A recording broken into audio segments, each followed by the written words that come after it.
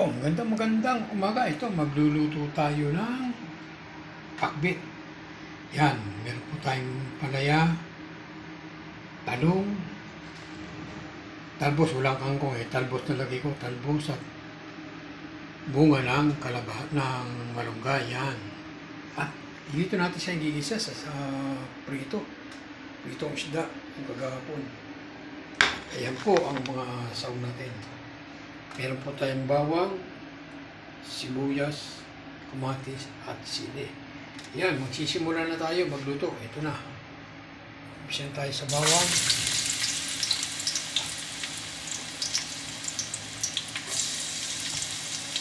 Umpisa na po natin ang bawang.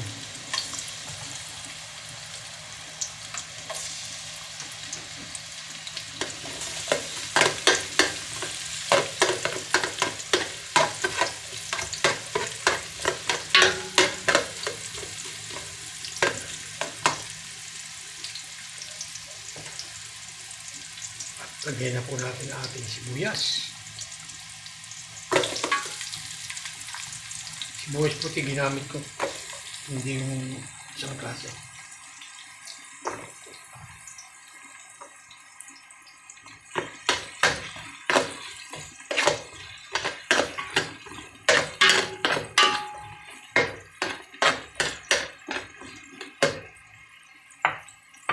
Ilagay na rin natin ang ating kamatis.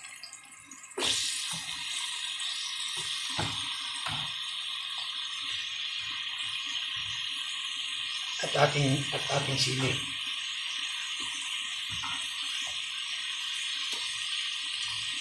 Ginawa natin lahat sa para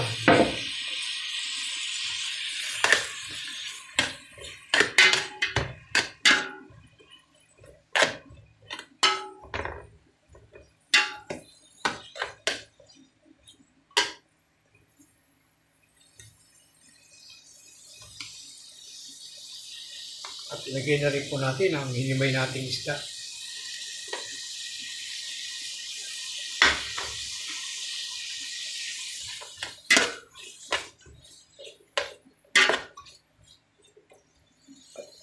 Ayan, hayaan lang po natin lumambot yung ating mga saw bago natin lagay yung ating gulay.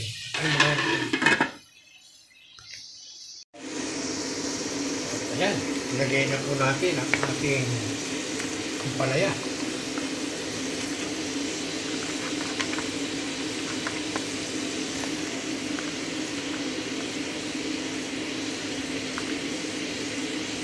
At pati ang ating talong na lagyan na natin.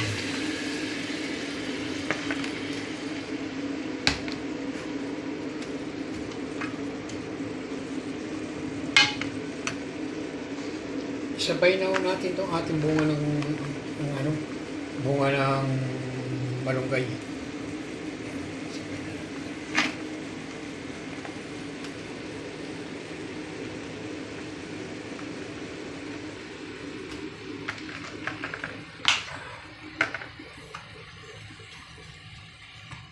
Takpan natin muna ulit para mamaya balikan natin.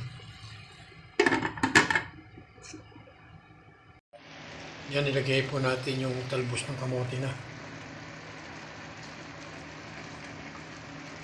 Ilagay ko na po yung talbos ng kamote. At isasabay na rin natin po yung ating malunggay. Yung malunggay natin, lagay na natin.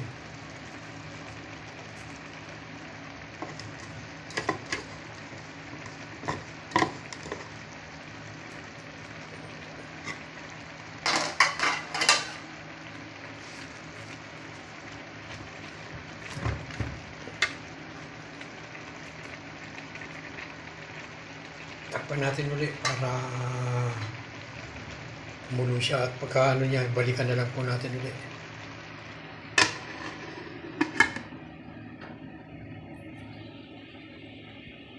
O yan, tignan natin ulit. Ayan, ayos na.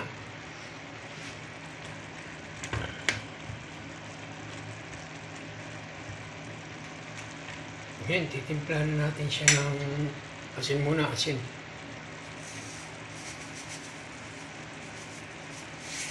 Tapos lagyan natin ng konting pampalasa yung baking.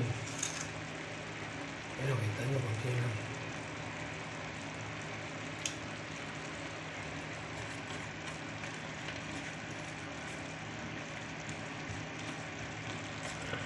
Isang kulo na lang po yan. Isang balik na lang po natin para tikman na natin dahil ano na, may timplaw na natin yan. Yan. Pagtakpan natin muna ulit. O yan, tikman natin kung ano na lasa. Tikman lang natin.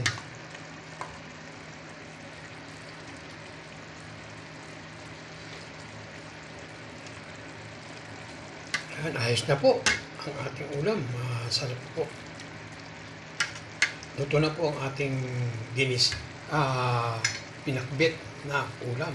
Ayan po yung ulam natin. Pinakbet.